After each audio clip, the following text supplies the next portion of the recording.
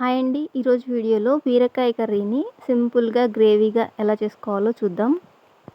దీనికోసం బీరకాయని ఈ విధంగా పీల్ చేసి చిన్న ముక్కలుగా కట్ చేసుకోండి. మీడియం సైజు ఉల్లిపాయ ఒకటి, 2 పచ్చిమిరపకాయలు ముక్కలుగా కట్ చేసుకోండి.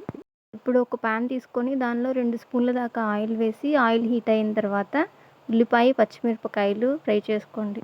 ఇందులోనే ఎండుమిర్చిని, కరివేపాకుని, మనం కట్ చేసుకున్న బీరకాయ ముక్కలు, కొంచెం పసుపు వేసి మూత పెట్టి మగ్గనివ్వండి. 2 నిమిషాల తర్వాత సరిపడినంత సాల్ట్ వేసుకొని బీరకాయలో నుంచి వచ్చే నీరు ఇంకిపోయేంత వరకు చిన్న మంట మీద ఉంచి బీరకాయని మగ్గనివ్వాలి. వాటర్ అంతా ఇంకిపోయి బీరకాయ ఇలా ఉడికిన తర్వాత దీనిలో సరిపడినంత కారం వేసుకొని 2 నిమిషాల పాటు ఉంచండి. కారం బీరకాయ ముక్కలకు పట్టి ఇలా ఆయిల్ తేలుతూ కనిపించినప్పుడు దీనిలో కాచిన పాలను, ఒక టీ గ్లాస్ పాలను పోసి మొత్తం అంతా కలిసేలా తిప్పండి. పాలు పోసాక 2 నిమిషాల పాటు ఉడకనివ్వాలి.